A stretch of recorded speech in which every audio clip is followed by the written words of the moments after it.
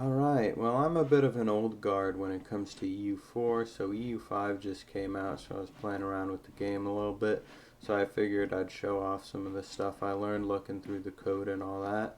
I'm going to be going over how to get the best cavalry in the game.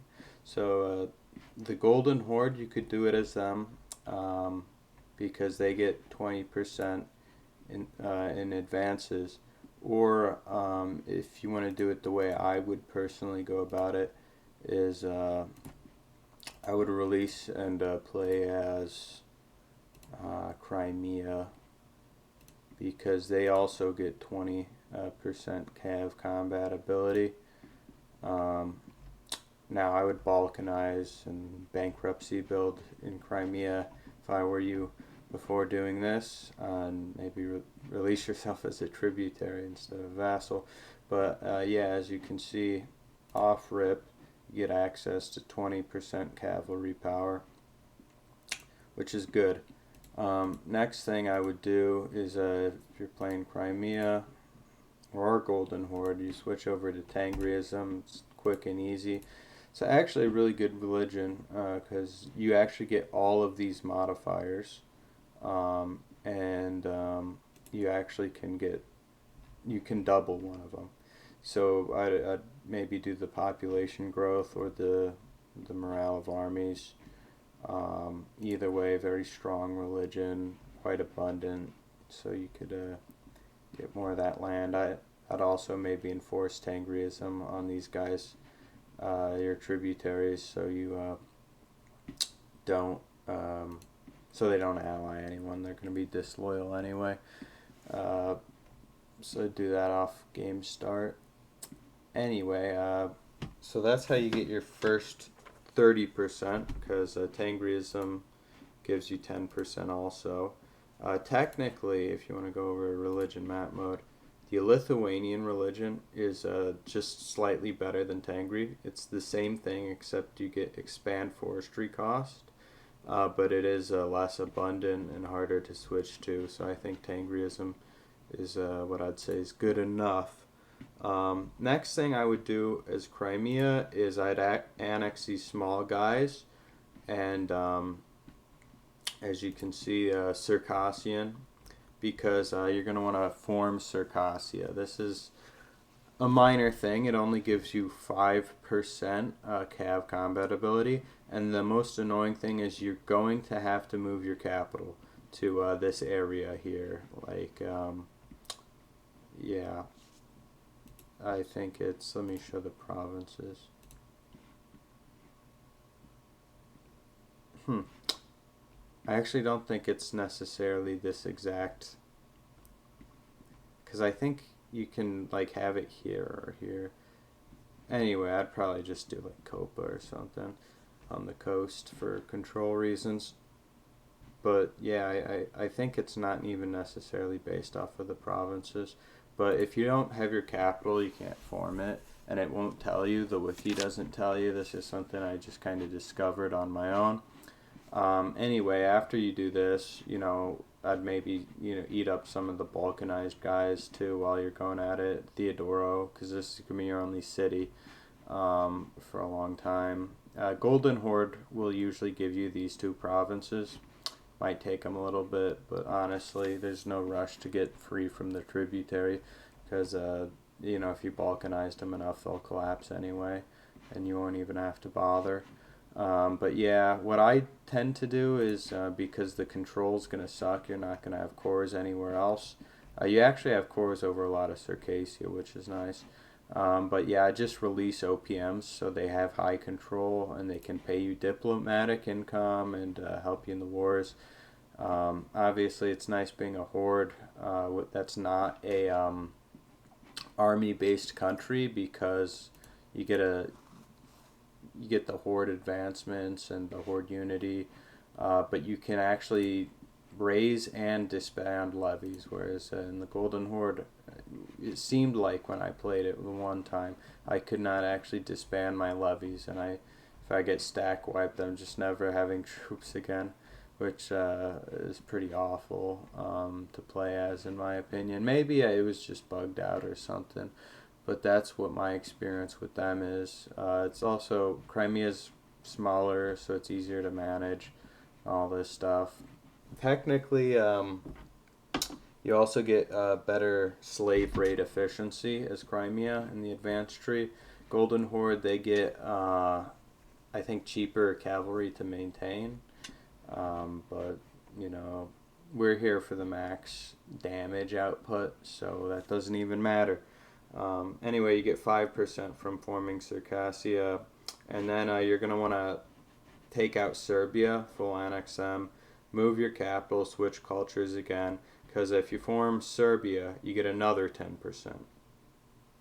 And then when the Age of Traditions ends, you get the Age of Renaissance, and you can pick the different branches. You're going to want to go down the military tree, because that's another 10%. So you're already looking at, once you form Serbia and you get all that, you're already looking at 55% cav combat ability, which if you combine that with your, horse archers and all that, you already got a really strong army, and that'll help take out, the AI, which quite frankly isn't that good. But anyway, you're going to want to form Hungary next, so you fully wipe them out, then switch cultures, move your capital, then you're Hungary. You get another 20% from being Hungary. And then personally, you're going to pretty much want to just do Poland afterwards. So you gotta move up the chain here. Poland actually does not give you any percent directly, but after 1590, you can trigger an event with a mean time to happen, and after 1600, you can trigger another event with a mean time to happen. The 1591 is that just unlocks a government reform that gives you 10%, and if you have 5 privileges for the Cossacks, that'll unlock another event that can give you. I'm not sure if it's just a blanket modifier or if it was a reform or a state. I think it's an estate privilege. Yeah, it's an estate privilege. But yeah, so you can get another 20% from being Poland indirectly. So that's Hungary and Poland's another 40%. And actually having the Cossacks is another 15%. So because just having the Cossacks estate unlocked gives you access to an advancement, and also being a horde in the Age of Discovery, I think. One of the ages, just being a horde, you can get 10%, and then in the Age of Revolutions, you get another 20% advancement from being a horde. So you're looking at, once you can do all this, you're easily 100%, and then you get the Polish events, you're 120. You get the Age of Revolutions, you're 140. Now, theoretically, this is not the maximum, because you can switch to Iranian culture, and you can get another 10% there. And then if you form Iran, because I'm not sure what that would do to the obviously, if you switch culture to Iranian or something, I think you'd lose access to the Cossacks, but you should keep the tech if you already researched it. I haven't tested, but I think you would. But yeah, take that with a grain of salt. But I don't know what would happen. Obviously, you'd use the Cossacks estate privilege.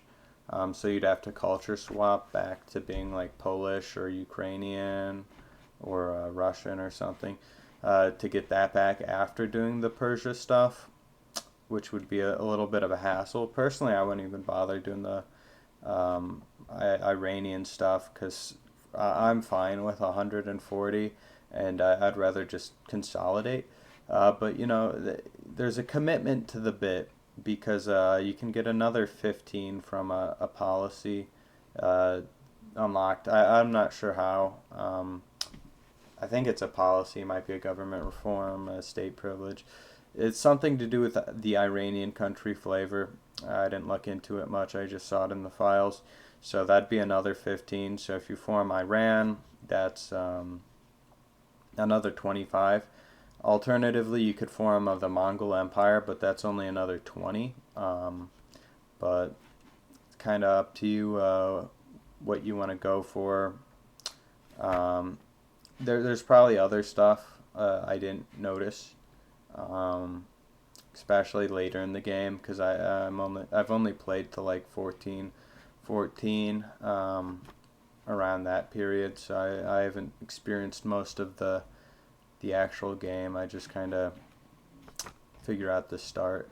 But what's nice about another fun trick I learned is, say you switch Serbia, Hungary, Poland, and now you're Poland, and you got all this land over here that's OPMs. You know, I said to do that because they have control over it, and you wouldn't because you don't have cores. Well, you can actually just enforce culture on all of these OPMs over here, and they'll be disloyal, but the AI is kind of, they're pathetic. They won't do anything about it. So they'll just culture convert all that land for you super quickly. I was playing a Spain game, and I released most of my nation as OPMs, and then I used the manual, the cabinet people to switch my culture to Sephardic, which, you want to look at Sephardic. The biggest province is 8% over here. Most of the countries just like, yeah, 0.6 or they're like 1% of Castile at the start of the game. But you enforce all these people. By time, I think I got all of Castile to become Sephardic by 1380. Doing this pretty much. Either way, the AI won't do anything about it if they're disloyal. Honestly, I just put them on scootage to get the extra money. It is annoying though when I release vassals and when I enable scootage, I have to reload the game for the gold to update. I don't know why that is, but it's probably just a bug. If all of this seems like too much work for you, forming 3-4 nations even, you could just play the country of Oyo. Yeah, it's in Nigeria. They get access in the Age of Discovery to a really good unit, so cavalry's base damage is 4, but their cavalry gets an extra 3, so it has 7 base damage, which is huge. And it's light cavalry, so it gets the initiative bonus, but it doesn't have the malice that normal light cavalry has. So that's honestly the best single special unit in the game to Oyo. And if you form Mali as Oyo, you can get another, I think it's 5% cavalry damage. It's another 5%. But being in West Africa, all those countries can get 10% just due to geographic tech. And then obviously, you get the military focus in the Age of Renaissance, so you'd have 25%. And that'd be, a good little troll, that you very briefly have Cav just as strong as, doing the whole Serbia into Hungary into Poland thing. And then the Polish, they have special units too. In the Age of Reformation and Discovery, they have the Hussars, and they're pretty good, but they're not nearly as crazy as that Oyo unit. Anyway, what you do with this knowledge, I don't know. It's up to you. Thank you for watching. One of the things I noticed while looking through the code is there's actually a lot of modifiers for infantry too. So I know in EU4 there's really not a lot of modifiers to stack infantry. Like doing the cav stacking is much easier, but in EU5 I haven't tried yet. I haven't looked into it, but you could probably get a much better infantry stack than you can in EU4.